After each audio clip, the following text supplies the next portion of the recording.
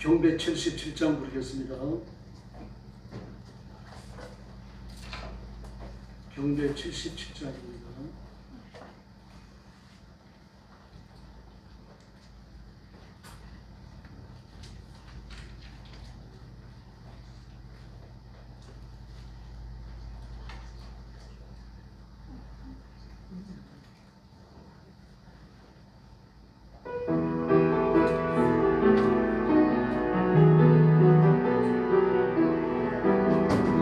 온땅이여 주를 찬양 날마다 주를 찬양하세 주의 기사와 주의 영광 온 땅에 널리 알려졌네 위대하신 주 그의 힘과 위엄을 기뻐하라 주의 다스리심을 온땅이여 주를 찬양 날마다 주를 찬양하세 주의 기사와 주의 영광 온 땅에 널리 알려졌네. 할렐루야. 1번 마이크 조금만 줄여주세요. 1번요. 1번. 제일 1번 조금만 줄여주세요. 81장 경배 81장 부르겠습니다. 네. 무화과 나무 잎이 말고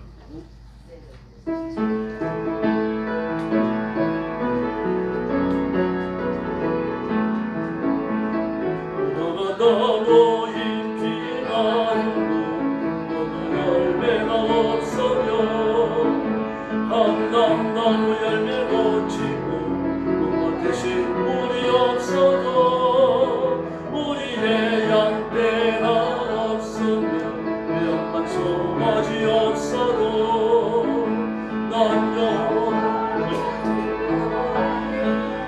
여호와로 즐거워하리 난 여호와 하나님을 위해 기뻐하리라. 한 번 더 부르겠습니다. 무화과 나무 잎이 마르고 열매가 없으며 감람나무 열매 맺히고 대신 물이 없어도 우리의 양떼가 없으며 외양간 송아지 없어도 난 여호와로 즐거워하리 난 여호와로 즐거워하리 난 여호와 하나님을 위해 기뻐하리라. 할렐루야. 경배 96장입니다. 나를 위해 오신 주님. 경배 96장입니다.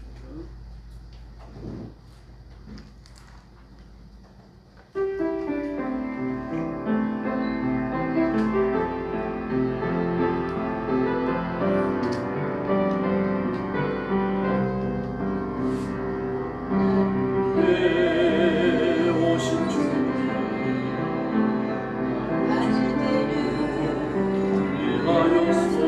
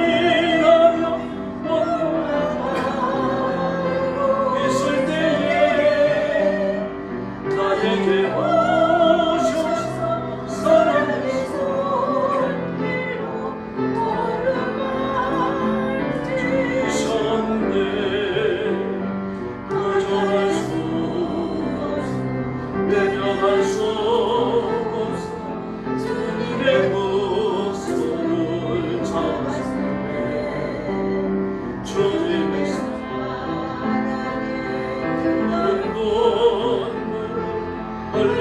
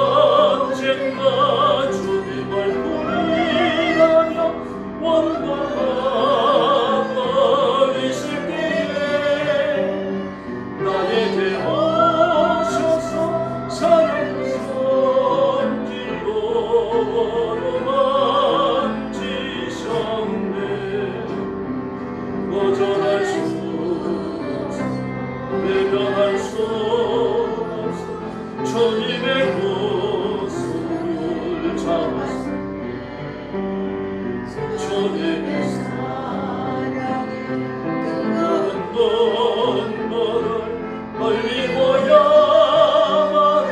말았다네. 할렐루야. 찬송가 부르겠습니다. 270장입니다.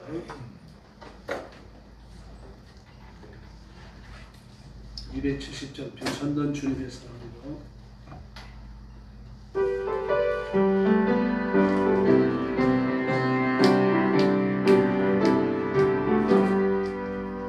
변찬던 주님의 사랑과 거룩한 보혈의 공로를 우리 다 찬양을 합시다. 주님을 만나볼 때까지 예수는 우리를 깨끗해 하시는 주시니 그의 피 우리로 너희 죄하셨네. 우리를 깨끗해 한데 무궁한 생명의 물일새 생명의 구원을 받은 자 하나님 찬양을 합시다. 예수는 우리를 깨끗해 하시는 주시니 그의 피 우리로 면보다 더히 죄하셨네. 주님의 깨끗한 보혈 날마다 힘으로 간절해 아멘. 담대히 싸우며 나가세 천국에 걸어갈 때까지 예수는 우리를 깨끗해 하시는 주시니 그의 피 우리로 너희 죄하셨네. 십자가 단단히 붙잡고 날마다 희지며 나가세 아멘. 너희의 멸류관 쓰고서 주 앞에 찬양할 때까지 예수는 깨끗해 하시는 주시니 그의 피 우리로 너희 죄하셨네. 할렐루야. 272장 부르겠습니다. 고통의 문이 부르고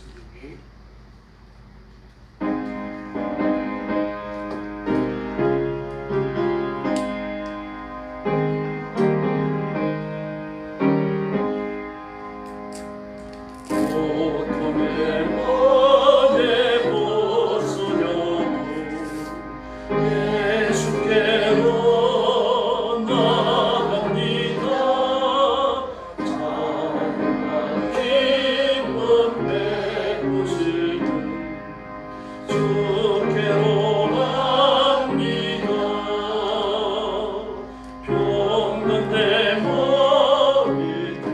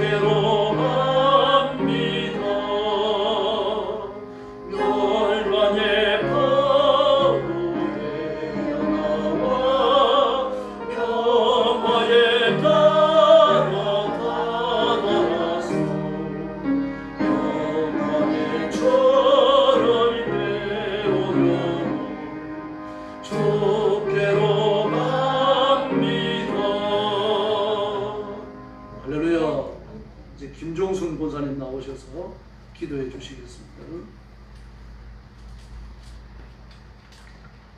사랑과 은혜가 풍성하신 우리 아버지 하나님 감사합니다.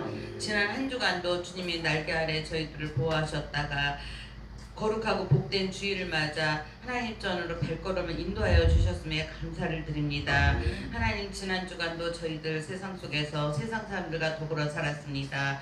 저희들은 하나님을 믿는다고 하고 하나님만 의지한다고 하면서도 때로는 세상 곁길도 갈 때도 있었습니다. 아버지 저희의 부족한 믿음을 용서하여 주시옵소서. 참 좋으신 하나님 아버지, 하나님은 사랑이시며 감사를 드립니다. 하나님 아버지, 전 세계 곳곳에서 전쟁이 일어나고 있습니다. 너무나도 안타깝습니다. 나라가 나라를 빼앗으려고 전쟁을 하고 많은 사람들을 죽이고 있습니다. 무고한 생명들 너무나도 안타까운 중에 있사오니 성령 하나님께서 함께 하시사 이 땅에 전쟁이 종식되게 하여 주시옵소서.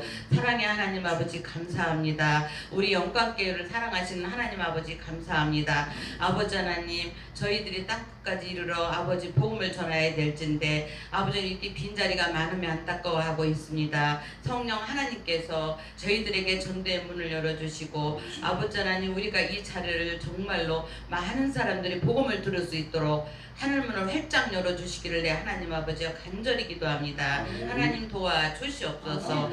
사랑의 하나님 아버지, 우리 교회를 사랑하시사 때때로 돕는 은혜를 주셔서 감사합니다. 하나님, 우리 목사님을 비롯하여 장로님, 권사님들, 집사님들 우리 함께 하시사 아버지 하나님, 네 시작은 미약하였으나 심히 내 나중은 창달이라고 말씀하셨사오매 우리 영광교회 목사님을 비롯한 모든 식구들에게 아버지 하나님 창대한 삶을 살 수 있도록 흡족히 단비를 내려 주시옵소서. 하나님은 사랑이시며 감사를 드립니다. 하나님, 저희들이 나이를 먹어가면서 육신도 연약하고 마음도 약해집니다.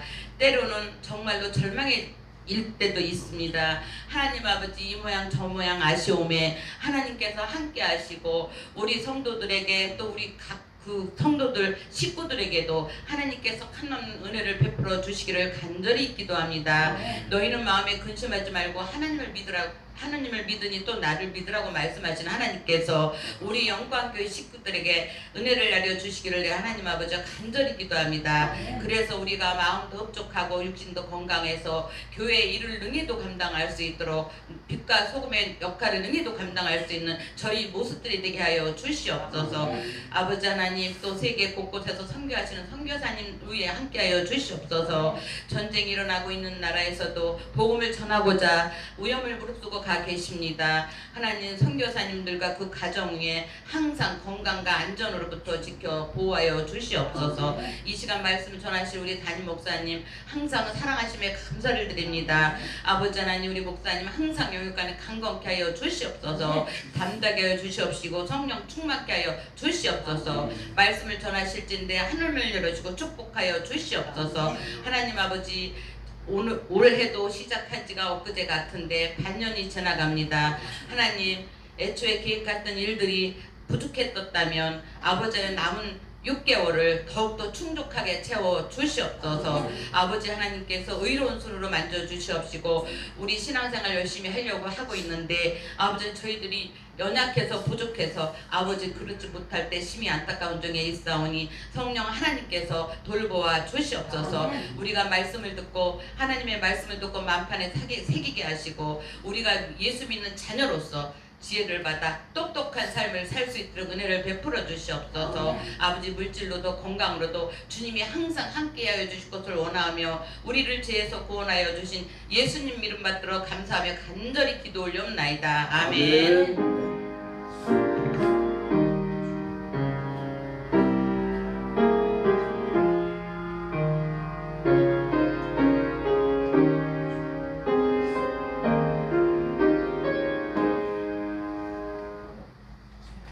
하나님 말씀 봉독하겠습니다.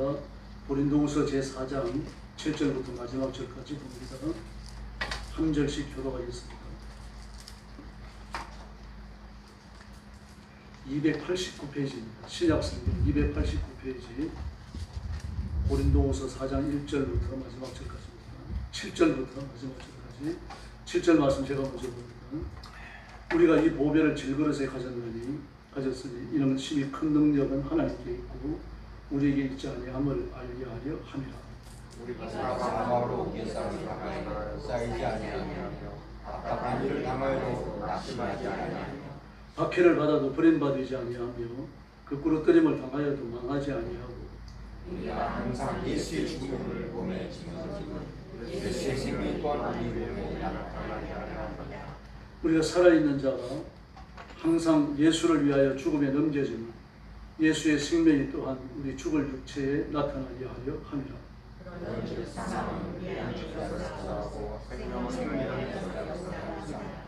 기록된 바 내가 믿었으므로 말하였다 한 것 같이 우리가 같은 믿음의 마음을 가졌으니 우리도 믿었으므로 또한 말하노라.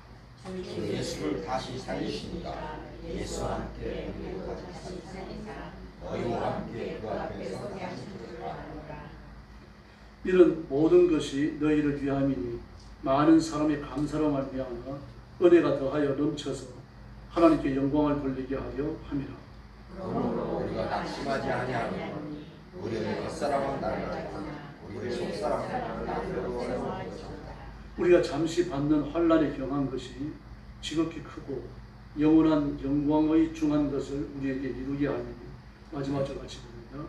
우리가 주목하지 않는 보이는 것이 아니라 보이지 않는 것이 보이는 것은 보이지 않는 것은 영원하다. 아멘. 종말의 시편이라는 제목으로 말씀을 드립니다. 8절, 7절에 보니까 우리가 큰 능력이 하나님께 있고 우리에게 있지 않음을 알게 하기 위해서 예수님이 연약한 우리 육신에 계신다고 말합니다. 좀 이상하기도 하죠. 예수님께서 연약한 육신을 예수님이 계시는 처소로 하고 계신다는 얘기입니다. 그 이유가 능력이 심히 큰 것, 권능, 권세가 사람에게 있는 것이 아니라 바로 우리가 가진 보배, 예수님께 있다고 하는 것을 드러내기 위함이다. 그렇게 말합니다. 이 말은 7절에서 이야기하는 큰 능력, 이게 우리에게 있다는 거죠. 저 여러분에게 이 큰 능력이 하나님께로부터 임한 줄로 믿습니다. 좀 이런 크게 하면 하셔요. 큰 능력이 임하여 있는 줄로 믿습니다. 여러분이 깨닫든지 깨닫지 못하든지 능력이 임해 있는 겁니다. 그래서 8절에 보니까 우리가 쌈을 당하여도 쌓이지 아니하며 답답한 일을 당하여도 낙심하지 아니하고 박해를 받아도 버림받지 않는다라고 말합니다. 거꾸로 뜨림을 당하여도 망하지 않는다는 얘기입니다. 그러니까 제가 크리스마스 전에 그 이라크 전에 벌어졌을 때 그 중동에 사역하던 선교사님 한번 제가 말씀드렸죠.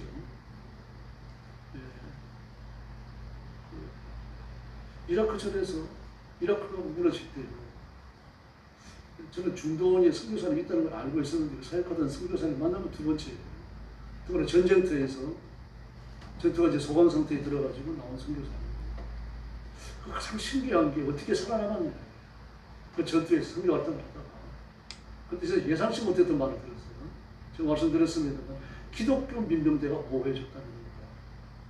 그리고 이라크 정부와 싸우기 위해서 무슬림 민병대가 있었고 기독교 민병대가 있었는데 정권을 무너뜨릴 때까지 두 민병대 사이에 평화가 있었다는 얘기죠. 기가 막힙니다. 그러면서 선교사님들이 정상적으로 활동하고 군의 보호를 받았다는 거죠. 지금 그 이란 전투도 마찬가지입니다. 가자 지구도 마찬가지입니다. 선교사님들이 그대로 있어요. 물론 가족들은 그게 없습니다. 100%는 아닙니다만 많은 선교사님들의 가족이 런던에 있습니다. 영국이에요. 있으면서 안전하게 생활하고 선교사님들은 생명의 경각에 놓여 있죠. 이게 이제 우여쌍을 당한 거죠. 답답한 일을 당하고 박해를 받고 거꾸로 떠임을 당하는 거 아닙니까? 그 선교사님들을 위해서 기도하는 여러분도 같은 처지를 깨닫고 느끼셔야 됩니다. 그곳에서 사역하는 선교사님들의 마음을 내가 가져야 돼요. 그리고 안타깝게 하나님 앞에 부르짖어야 할 줄로 믿습니다. 바로 이런 현실적 시험과 위기와 고난에서 우리를 지키는 능력, 이게 나한테서 나오는 게 아니라 예수님께로부터 온다, 성령께로부터 온다 하는 교훈을 주고 계시는 겁니다. 그러므로 우리가 시험을 당할수록 유혹에 빠질수록 예수님을 바라봐야 할 줄로 믿습니다. 이건 뭘 말합니까? 우리가 육신으로 사는 게 아니라 영으로 산다는 뜻입니다. 다시 말해서 우리가 우겨쌈을 당하고 이 박해를 받고 또 버림받고 거꾸로 때를 당하고 이런 일을 겪더라도 우리 육신은 죽죠. 오늘 본문이 말하는 것처럼 육신은 날로 후피하니까요. 그래서 사람은 영혼만 육신이 있는 게 아니라 영혼이 있잖아요. 그래서 우리는 열악한 육신을 딛고 우리의 영혼은 하나님의 은혜로 더 가까이 나가게 될 줄로 믿습니다. 육신에 고난이 없다는 얘기가 아닙니다. 이 말씀을 오해하면 안 됩니다. 때려도 아프지 않다는 얘기가 아니고 굶어도 배가 고프지 않다는 그런 얘기가 아닙니다. 저런 걸 다녀도 자존심 상하지 않는다는 얘기가 아니죠. 그게 다 참아낸다는 얘기죠. 고통이 와도 참아내고 자존심이 상해도 참아내고 바보 같은 사람이라고 그렇게 인정을 받더라도 내가 예수 믿는 믿음을 지키기 위해서 참아낸다는 얘기입니다. 바로 이 힘은 영혼의 힘, 내적인 힘, 성령의 본능에서 나오는 줄로 믿습니다. 이게 죽음을 이기는 본능이죠. 더구나 10절 말씀에 보니까요. 우리가 예수의 죽음을 몸에 짊어지면 그랬어요. 예수의 죽음이 뭡니까? 십자가잖아요. 십자가를 내 몸에 짊어지고 사는 것은 예수의 생명이 내 몸에 나타나게 하기 위함입니다. 우리가 십자가를 짊어지는 것은 부활의 생명, 예수님의 생명, 부활의 생명이죠. 십자가는 예수님이 죽으시잖아요. 육신의 생명 그걸로 끝나요. 끝나지만 살아나시잖아요. 예수의 생명, 부활의 생명입니다. 예수 죽인 것 이후에 오는 예수님의 생명, 그 부활의 생명, 그 생명이 우리 몸에 나타나게 하려 합니다. 그러므로 예수님의 생명으로, 부활의 생명으로 사는 게 뭡니까? 우제성을 당하고 박해를 받고 그리고 거꾸로 떠름을 당하더라도 여기에 압도되지 않는 것이 바로 부활의 생명입니다. 여기에 압도되는 겁니다. 그냥 욕이 온다 그래가지고 한번 넘어져주고 또 이렇게 저렇게 한다 그래가지고 죄를 한 번씩 짓고 육신대로 사는 거죠. 육신에게 지는 겁니다. 육신의 생명이죠. 부활의 생명이 아닙니다. 그래서 우리가 이렇게 말합니다. 우리 살아있는 자, 바울을 말하죠. 우리 살아있는 자가 항상 예수를 위하여 죽음에 넘겨지면 예수의 생명이 또한 우리 죽을 육체에 나타나게 하려 함이라 했습니다. 우리가, 예수 믿는 우리가 살아있지 않습니까? 육신으로 살아있는 우리가 예수를 위하여 죽음에 넘겨지면 뭘 한 번밖에 못 죽어요. 근데 뭐라고 말합니까? 항상 예수를 위하여 죽음에 넘겨지면 항상이라고 말합니다. 항상 죽는다는 얘기입니다. 다시 말해서 십자가를 짊어지고 내가 부활의 도를 따르기 위해 가지고 육신적으로 곤욕을 치르고 시험을 당하고 조롱을 당하더라도 그걸 참아내는 것을 십자가에 죽는 걸로 봅니다. 십자가에 죽는 자만이 그 길을 걸어간다는 얘기죠. 벨이 꼴린다 그래서 벨이 살아있으면 그 길을 못 가요. 자존심이 살아있으면 그 길을 못 갑니다. 그걸 포기하는 거죠. 포기하는 그것을 죽음으로 본 겁니다. 그걸 포기함으로.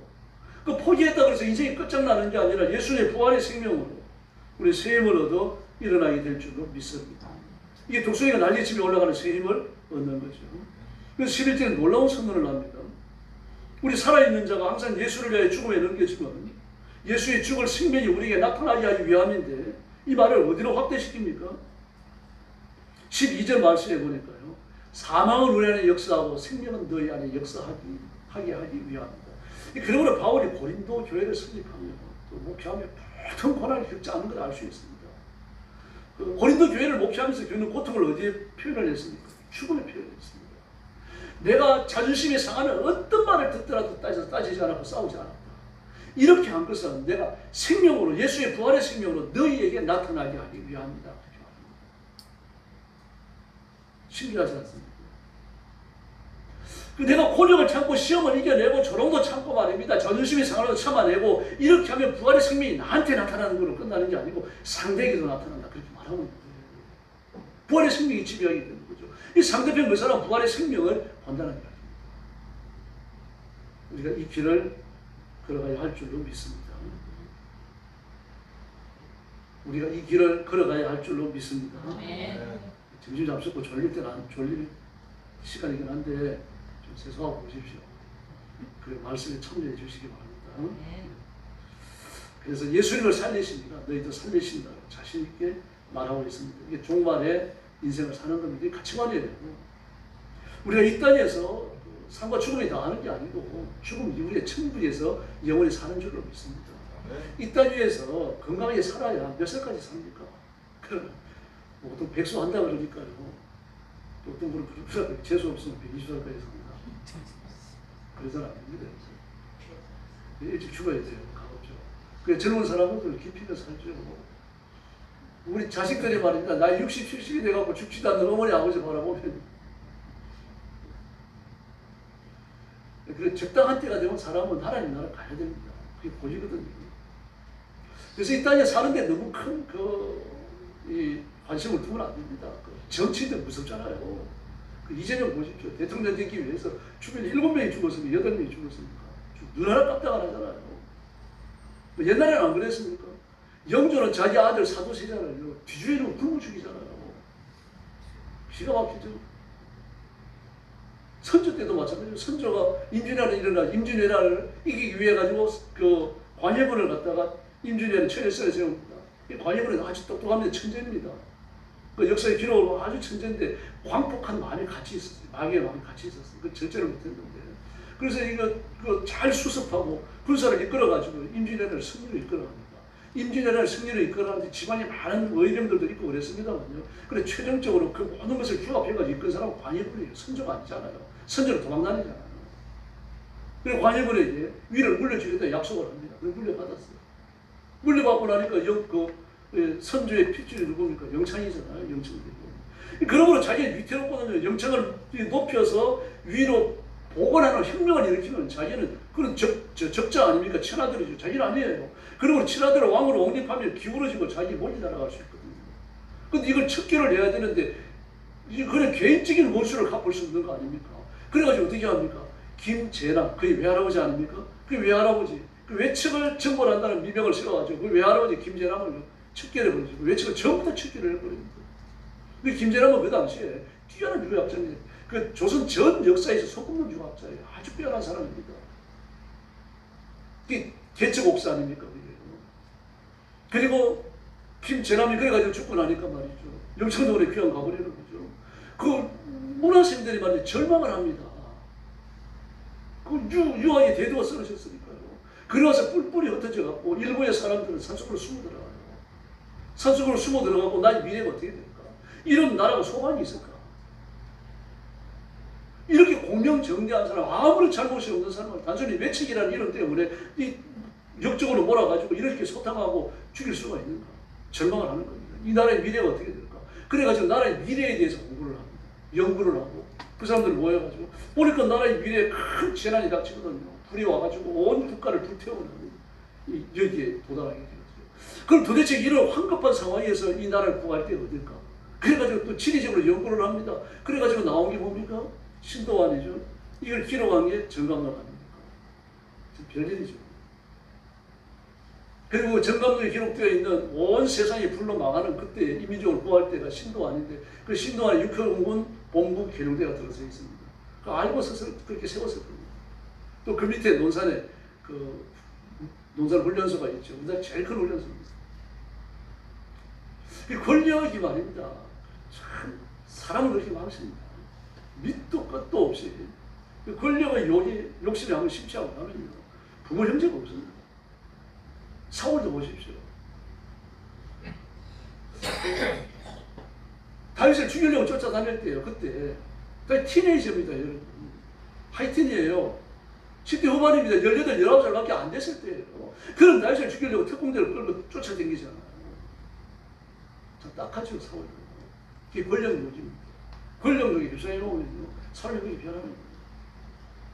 지금 지구촌 교회도요. 그 이동훈 목사님 후임으로 오면 몇 년 못 있어요. 목사님이.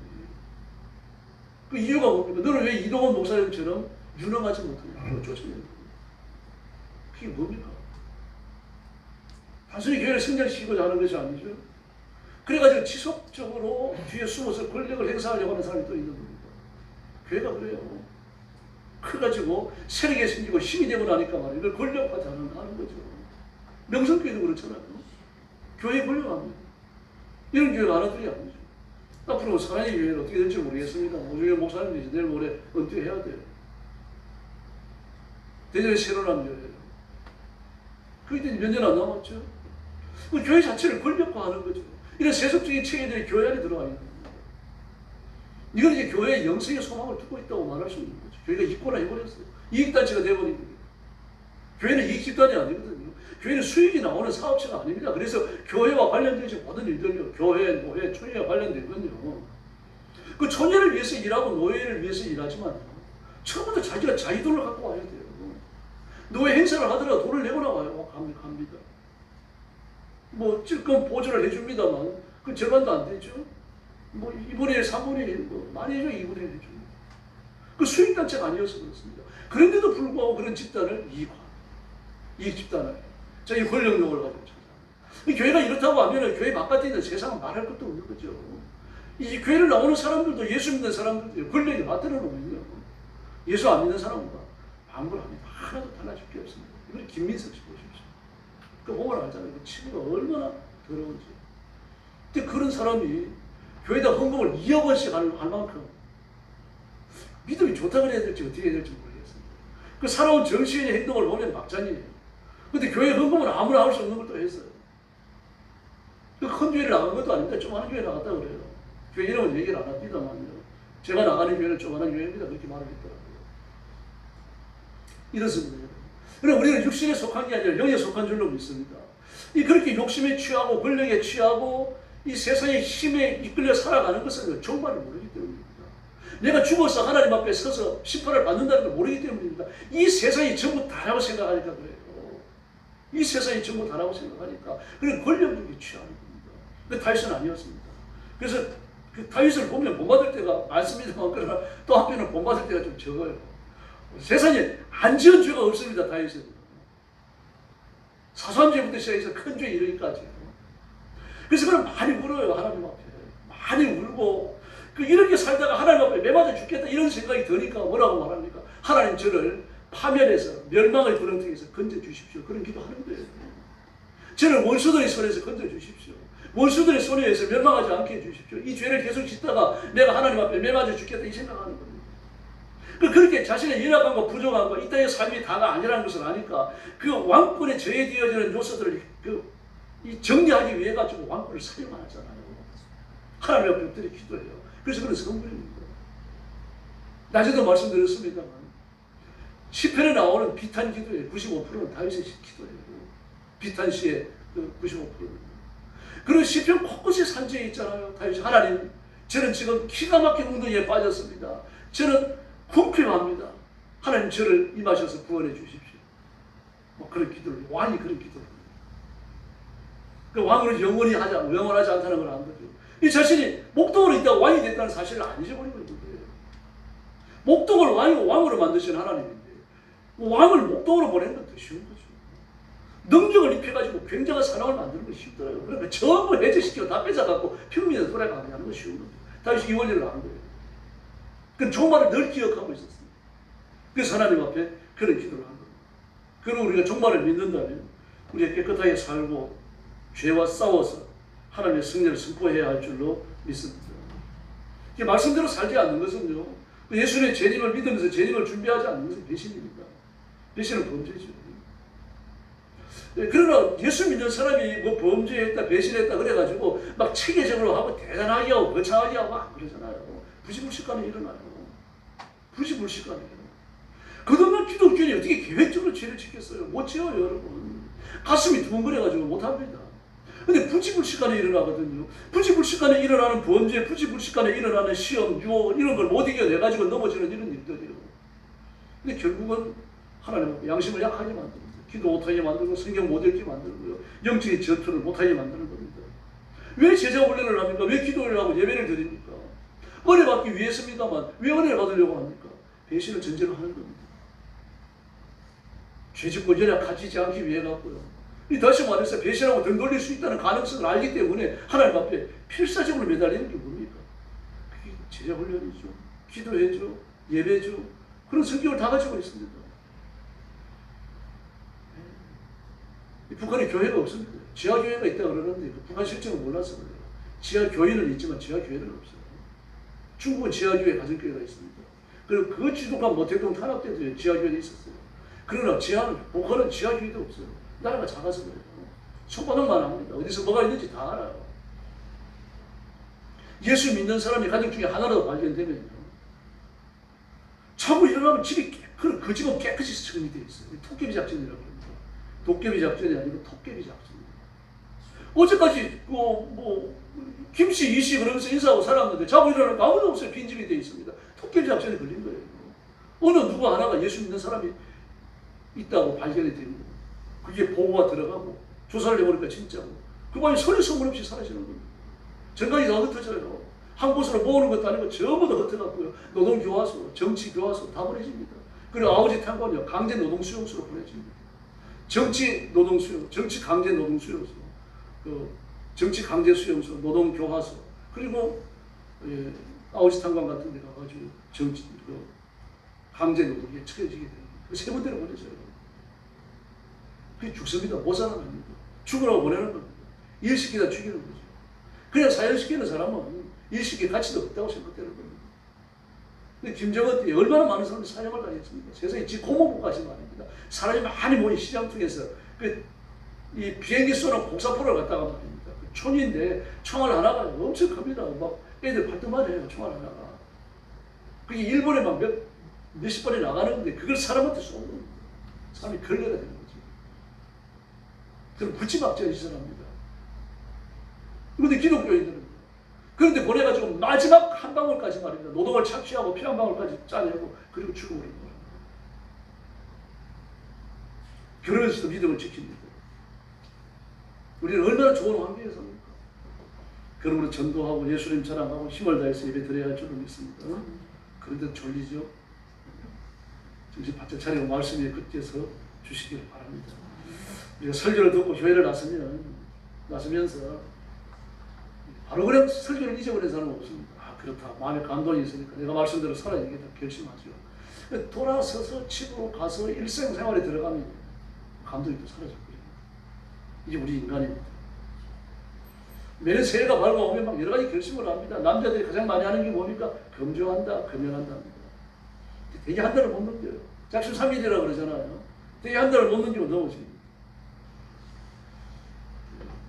그러나 그런 사람도 자꾸 그런 그 계획을 세우면 언젠가는 금주, 금연이 될 수 있습니다. 특히나 그리스도인들은요, 기도하잖아요. 예배를 드리잖아요. 하나님 은혜가 그를 붙들고 있지 않습니까?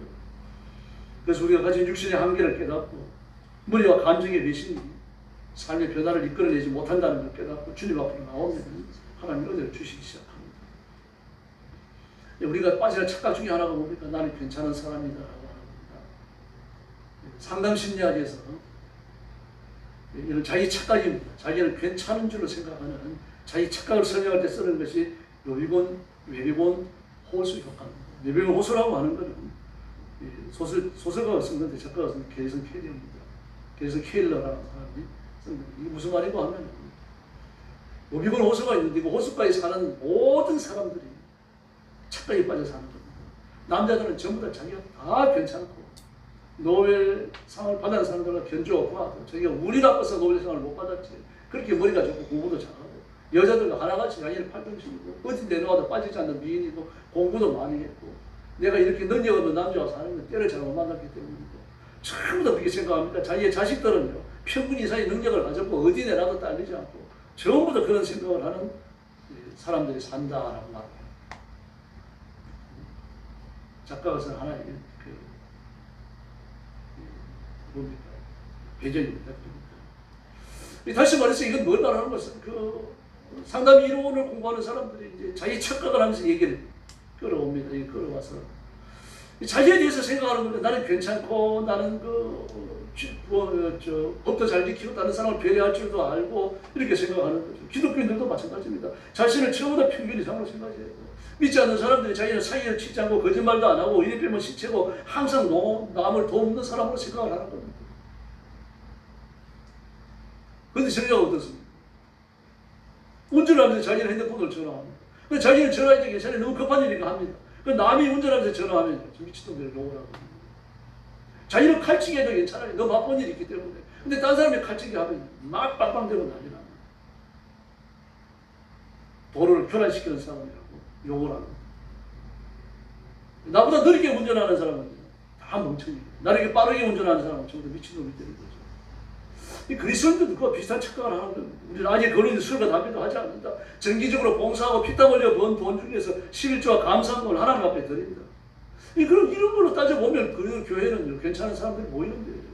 그런데 어떻습니까? 막 이런 일도 생기고 저런 일도 생기고. 그래도 여러분 교회 나오는 사람들이 불신자보다 나아요. 생각이 났습니다. 하는 행동이 품격이 있어요.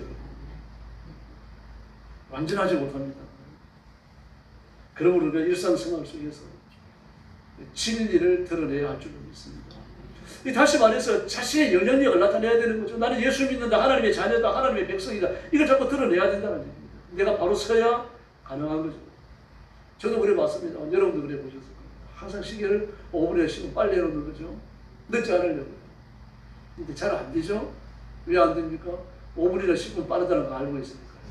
알고 있어요. 그게 맞춰갖고 늦게 행동하는 겁니다. 그걸 성공하려고 하면은 내 시계를 나도 모르게 누군가 빨리 돌려놔야 됩니다. 그러면 이제 그렇게 될 수 있는 겁니다. 여러분, 우리가 한번 회개하고 손을 씻고 깨끗하게 되고 의로워지고 눈물 한번 흘렸다 해가지고 다 되는 거 아닙니다. 자꾸 자신을 돌아봐야 돼요.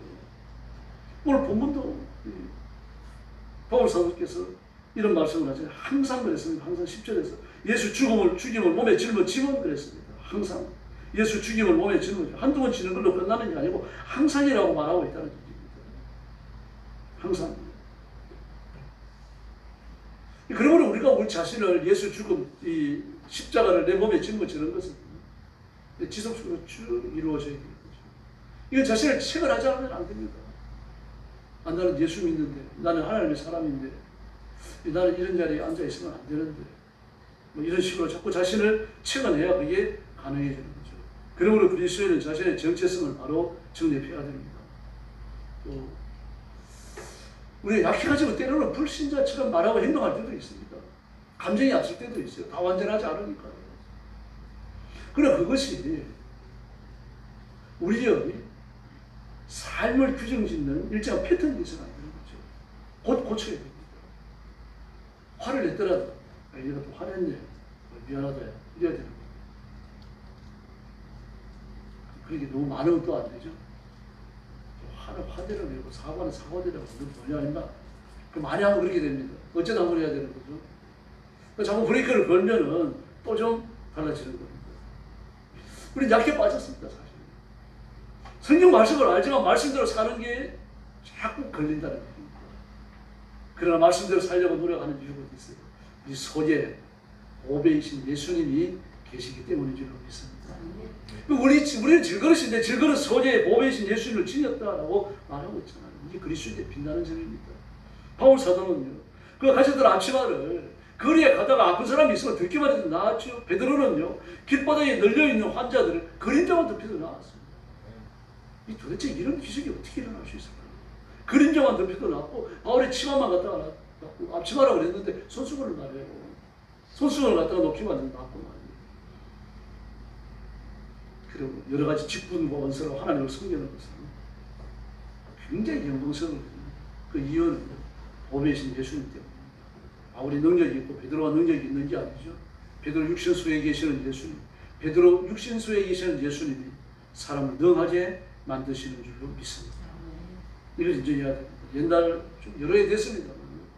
지금 우리나라에도 F-22A 랩터 스텔스 전투기가 있습니다. F-22보다 더 전투력이 강하고 성능이 좋은 전투기는 6세대 전투기밖에 없어요. F-35보다 성능이 더 뛰어나서 전투력이 더 뛰어났습니다. F-22인데도. 그래서 이 전투기를 만들었을 때 미국은 안 팔았어요. 왜 그러면 기술이 새 나갈까 봐. 안 팔았습니다. 나 우리나라도 이 전투기를 살려고 굉장히 애를 많이 썼습니다. 그때 이 전투기 2,000억이 넘었을 겁니다. 굉장히 했어요. 하도 매달리니까, 그래도 한국은 무방이니까 팔겠다 그랬는데, 팔면서 뭐라고 말을 했는가 하면, 가장 중요한 부품이잖아요. 전투에 있어가지고 가장 중요한 부품이에요. 이 부품은 빼놓고 팔겠다. 그럼 전쟁이 일어나면 어떡하냐? 전쟁이 일어나면 당장 와가지고 끼워주겠다. 말이 됩니까? 전쟁이 일어나면 부품을 들고 와서 끼워줄 동안 기다립니까? 김정은이라고. 그렇게 말했어요. 근데 그 말을 믿었죠. 군인들죠. 믿고 나서 진짜 계약을 체결하려고 그랬어요. 그때 막 대학에서 대화가 일어나고 난리가 났어요. 군에서도 말이면 막 투수가 들어가고요. 차라리 계약을 안 하고 말지. 왜 그런 전투기, 가장 중요한 핵심 기술이 빠진 전투기를 계약을 하려고 하는 거예요. 그때 주지 않겠다고 하는 기술 중에 하나가 뭔가 하면 레이더예요. 레이더를 그대로 다 줘요. 레이더 기술의 99%를 줍니다. 그 레이더 기술의 마지막 1%가 레이더 기술의 전체를 장악하는 부품이 있습니다. 그걸 안 주겠다는 거예요. 그게 있어야 되는 거죠. 그 F-22 전투기, 스텔스 전투기가 나올 때만 하더라도 레이더 기술이 형편없었어요. 근데 이 F-22 전투기가 가지고 있는 레이더는요, 그냥 뭐 180도 검색이 되는 그런 레이더였어요. 정확히 180도는 안 됩니다. 다른 레이더는 좁아요. 보는 게 좁은데 이건 확 펼쳐져서 보여요. 근데 그걸 볼 수 있는 핵심 부품을 빼놓고 주겠다. 그리고 또 F-22에 들어있는 중요한 기술 중에 하나가 뭔가 하면 이 전투기를 출격시키고 나서 지속적으로 본부가 교신을 하잖아요. 근데 교신으로 끝나는 게 아니라 그 F-22가 조종사의 신체 기능이나 그 조연한 사건에 의해 가지고 이 F-22를 통제할 수 있는 통제력을 잃었을 때 그 대신 조종할 수 있는 기술, 이거 빼놓고 줘요. 그런데도 뭐 다른 나라에 절대로 팔지 않, 일본에도 안 판다고 그랬어요. F-22. 근데 우리나라에 팔겠다고 그랬거든요. 팔겠다고 그랬는데 막 이것 자체에 도취돼 갖고 말입니다. 다른 그렇게 중요한 부품들이 빠지는 걸 주겠다 그러는데도 계약하려고 던져들었어요. 결국 안 했습니다. 너무 거세게 그때 반발을 했었어요. 미국인들은 비겁한 줄도 모르고 그런 거죠. 네, 여러분, 이 땅에 있는 것들은 다 그렇습니다. 미국도 마찬가지고 우리나라도 마찬가지입니다. 우리나라는 조금 나아요. 미국보다. 다른 나라에 그 군사물자를 팔 때에 거의 기술을 다 줍니다. 거의 다 주고 와서 배워가게 하고요. 그렇게 막 그 첨단 기술이 들어가는 그런 부분들이 아니라고 하면 다 줘버립니다. 공장을 치고 못 해라고. 여러분, 군인이고 정치인이고 사회주의 세력을 가진 사람이고 이 땅에 발별치고 가는 사람 중에 야망이 없는 사람이 없습니다. 그 야망을 이루게 해가지고 온갖 행동을 다 하죠. 말도 하고 행동도 하고 야합하고 말입니다. 그럼 우리는 예수님과 동행하고 예수님과 어울려야 할 줄로 믿습니다. 우리는 질그릇입니다. 하나님께서 우리를 귀하게 보시는 것은 두 가지 이유 때문입니다. 질그릇이 나를 사랑하시기 때문이고 질그릇 속에 들어있는 보배이신 예수님 때문입니다. 한미 우호 협의라고 있어요. 우리나라의 장성들 중에 기독교, 장성으로 예편한 사람들이고 별 달고 예편한 사람들 중에 기독교인하고 또 미군 중에서 그 장성으로 있다가 예편한 사람들이 모여가지고 한미 우호 협의라는 거를 1년에 몇 번씩 예배를 드리는 거죠. 2번 가서 설교했습니다. 충식교회 장로님 한 분이 그 우호 협의회 회원으로 계세요. 한 분이 저한테 얘기를 하시더라고요. 예배를 드리고 식사를 하는데요. 목사님, 미국의 군사력이 얼마나 뛰어난지 압니까? 보통 한 중국의 군사력과 비교하면 10배, 20배라고 그러잖아요. 근데 중국의 군사력과 비교해보면 10배나 20배 되는 거 아닙니까? 아닙니다. 예측을 못합니다. 예측을 못합니다. 90%, 95%만 만들어 놓고 나머지 5%, 10%를 일부러 완성하지 않는 거예요. 왜 그런가 하면 불시에 내놓기 위해 갖고요. 우리가 인공위성에서 투하하는 무기를 신의 지팡이 하나밖에 없는 줄 아는데 훨씬 더 많습니다. 그 얘기를 하면서 이 모든 무기들을 완성시켜야 풀어놓으면 100배 더 넘을 겁니다. 또 두 번째 얘기예요. 목사님, 근데 미국이 얼마나 야비한지 압니까? 그게 얼마나 야비하냐? 아무도 안 합니다. 어떤 나라도 안 믿는 거예요. 그 기술을 철저하게 보호하고 있는 거죠. 마지막 기술 하나는 안 내놓는다는 거예요. 그게 미국을 강하게 만들 수도 있는 거예요. 그런데 그 장로님 거예요. 우리가 믿을 분은 예수님밖에 없습니다. 미국도 적당한 선에서 믿고 적당한 선에서 이용하는 거지. 우리가 미국을 전적으로 믿고 미국에 복속돼서 절대로 안 됩니다. 그런 건강한 생각을 가진 사람들이 한국분 중에 많아야 돼요. 예수님밖에 없어요. 우리 개인이 그렇고 나라가 그렇습니다. 미국은 자기 살 길을 찾아가지고 나가는 거지 다른 나라 살려주는 게 아닙니다. 다른 나라 살려주는 건 자기 살 길이 그 속에 포함됐으니까 그래요. 이번에도 미국이 이란에 핵 개발하고 있는 세 곳을 폭격해버렸잖아요. 폭격했죠. 그래가지고 핵시설 자체를 와해시켜버렸습니다. 벙커버스터 한번 때리면 60m 들어가는 벙커버스터를 갖다 6번을 때렸는데 한 곳에다 대고 2번씩 때렸어요. 완전히 초토화 다 됐습니다. 중수로는 벌써 망가뜨렸고요. 아마 이 잔해 때문에 오염이 되냐 안 되냐 그런 말들이 앞으로 나오지 않을까 싶습니다. 얼마나 응축시켜놨는가 하면 우리는 60%나 응축시켜놨어요. 90% 응축시키면 폭탄을 만들 수 있는 겁니다. 폭탄을 만들고 바로 코앞에서 폭파시켜버린 겁니다. 핵 개발을 가진 나라, 핵을 가진 나라 하나도 늘어나면 안 되거든요. 이 우리나라에 대한 경고이기도 한 겁니다. 핵 만들지 말라는 얘기입니다. 일본에 대한 경고예요. 미국이 그런 나라. 미국이 최고라는 것을 유지하기 위해서는 잔인합니다. 어느 나라고 간에 미국의 GDP 50%가 넘으면 바로 탄압이 됩니다. 일본 같은 경우는 좀 달랐죠. 미국의 GDP 70% 될 때까지 그냥 봐줬어요. 근데 계속해서 교만했잖아요. 막 미국 유명한 영화사 사들이죠. 동경을 팔면 막 미국을 살 수 있다고 교만하게 말하죠. 그래, 얻어맞는 거 아닙니까? 얻어맞아요. 지금 일본 됐어요. 우리보다 못 살아요, 일본. 중국도 왜 저래 변했습니까? 중국도 일본 비슷하게 해요. 미국 GDP의 70%까지 육박했어요. 트럼프가 바로 때려버리는 겁니다. 많이 봐준 거죠. 클린턴이 오해한 겁니다. 오바마도 오해했어요. 중국이 그렇게 미국의 도움을 받아가지고 잘 살고 미국의 문화를 받아들이고 그러면은 민주화가 될 줄 알았던 겁니다. 그래서 클린턴 같은 경우는 미국이 가지고 있는 고급 화학 기술을 그냥 막 퍼줬어요. 다 반대하는데 퍼줬어요. 지금 후회하죠. 지금 중국을 발전시키는 건 미국이에요. 근데 발전시키고 나니까 이런 일이 벌어지는 겁니다. 여러분, 미국 잔인합니다. 절대로 인격적인 나라가 아니에요. 믿을 만한 나라가 아닙니다. 적당한 선에서 믿어야 되고 적당한 선에서 도움받아야 되고요. 그리고 우리가 온 부분을 던져가지고 믿을 분은 예수님 뿐인 줄로 믿습니다. 이 세상의 역사가 끝나는 날까지, 나라의 역사가 끝나는 날까지 예수님 말고는 구세주 없습니다. 그러므로 예수님만 따라가고 예수님만 의지해야 될 줄로 믿습니다. 이 보배를 우리 몸에 가졌습니다. 그러므로 8절 이하에서 이야기하는 것처럼 궁극적 환란을 이겨낼 것이고 부활의 소망으로 살아갈 것이고 그 사람 후패하지만 속 사람은 날로 새로워질 줄로 믿습니다. 이 주님은 우리를 마지막 심판에서 건져내실 것이고 하나님 나라로 인도하여 영생을 누리게 할 줄로 믿습니다. 기도하겠습니다. 자비하신 아버지, 은혜를 감사합니다. 오늘 오후에도 저희들이 모여서 하나님 말씀을 나누게 하시고 진리를 따라 살며 진리를 의지하며 진리를 순성하도록 복 주시니 감사합니다. 예수님을 내 머리 위에 드러내고 높이고 자랑하고 그리고 온 세상에 나타내며 살아갈 수 있도록 인도하여 주시옵소서. 예수님을 마음속에 깊이 꽁꽁 감추어 두고 내 이름만 드러내는 그런 그리스도인 되지 않도록 도와주시고 내가 조롱을 당하더라도 내가 이 땅에서 사람들 앞에 칭찬을 듣지 못하더라도 예수님을 자랑하는 삶을 계속하게 하여 주시옵소서. 예수님의 이름으로 간절히 기도 올리옵나이다. 아멘.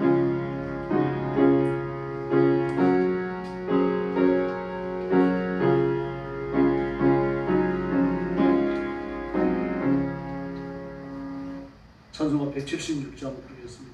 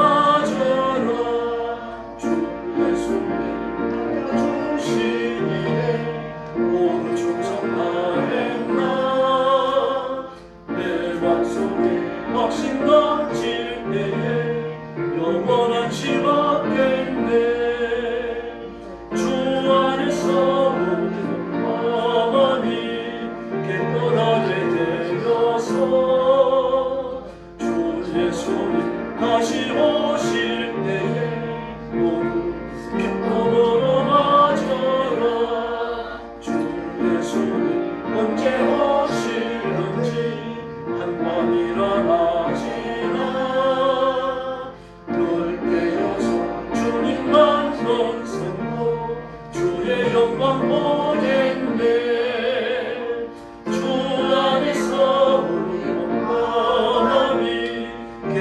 하게 되어서 주 예수 다시 오실 때에 모두 기쁨으로 맞아라. 할렐루야. 나라와 민족을 위해서 계속 기도해 주시기 바랍니다. 하나님도 속 시끄러울 것 같아요. 한쪽에서는 뭐 이재명 대통령 내려와야 된다고 기도하는 사람이 한둘이겠습니까? 집회가 오고 한쪽에 또 대통령 위해서 기도하는 사람들이 다 옳습니다. 그리스도인들이 대통령 끌어내리려고 데모하는 것은 바라지 않습니다. 데모할 위치에 있는 사람들은 해도 괜찮아요. 그리스도인들 기도해야 됩니다. 하나님 은혜를 받아야 됩니다. 그리고 지금 우리나라 경제적인 위기에 지금 서 있어요.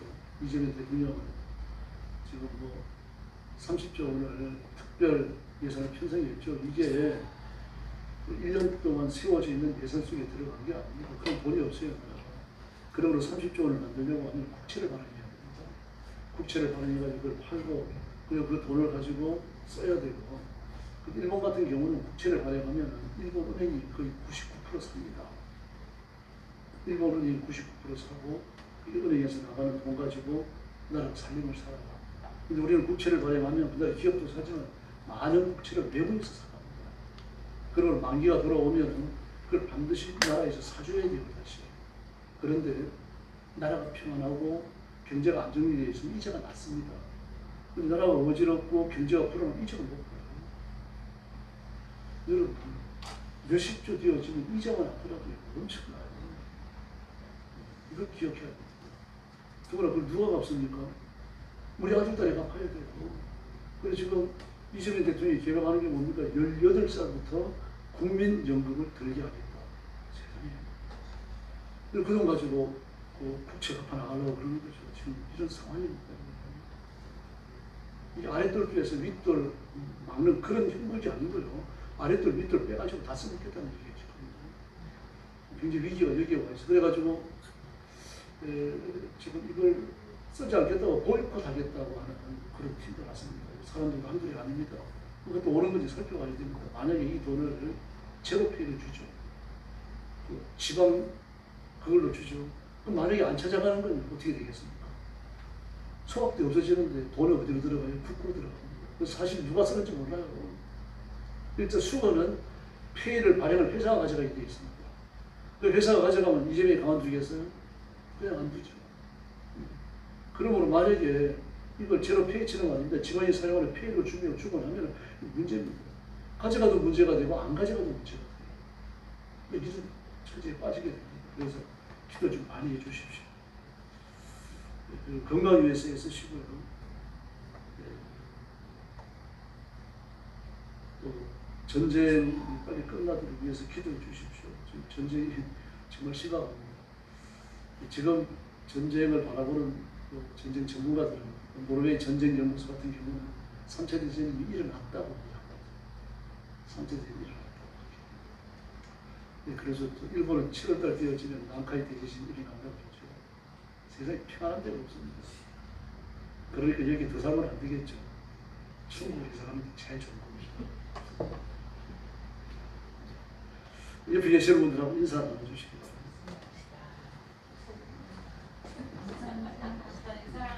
할렐루야. 감사합니다. 한 번 더 인사해 주죠. 믿음 지키면서 합시다. 할렐루야. 축도하겠습니다. 이제는 우리 구주 예수 그리스도의 은혜와 하나님 아버지의 극진하신 사랑과 성령님의 도우심과 인도하심과 교통하심이 말씀을 붙들고 순종하며 예수 죽음은 십자가를 내 몸에 짊어지고 살기고 하는 사랑하는 모든 성도들 머리 위에 영원토록 함께 계실지어다. 아멘.